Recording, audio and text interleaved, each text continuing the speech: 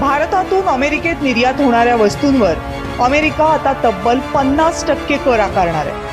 ही घोषणा केली आहे अमेरिकेचे राष्ट्राध्यक्ष डोनाल्ड ट्रम्प यांनी। India says that the US imports Russian uranium, chemicals, fertilizers, while criticizing their energy imports. Your response to that, sir? I don't know anything about it. I'd have to check, but we'll get back to you on that. Yeah, please.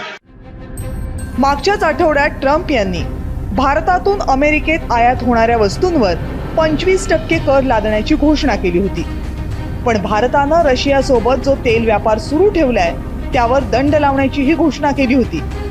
Bharat रशियाकडून तेल खरेदी करतो आणि त्यामुळे रशियाला Ukraine विरोधातील युद्ध लढायला ताकद मिळते आणि म्हणून भारतावर दंड आकारण्यात येईल असं ट्रम्प यांनी म्हटलं होतं। त्यावर भारताच्या परराष्ट्र खात्यानं एक पत्रक काढलं आणि अमेरिका आणि रशिया यांच्यात होणाऱ्या व्यापाराची आकडेवारी जाहीर केली। त्यावर संतापलेल्या ट्रम्प यांनी काल थेट 50% आयात कराची घोषणा केली।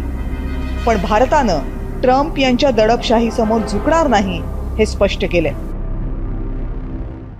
हमारे लिए अपने किसानों का हित सर्वोच्च प्राथमिकता है।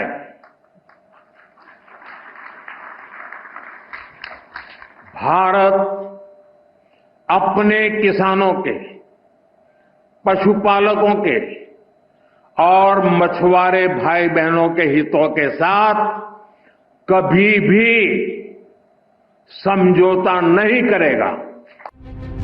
डोनाल्ड ट्रम्प यांच्या या घोषणेनंतर आज भारतीय बाजारामध्येही मोठी पडझड दिसली।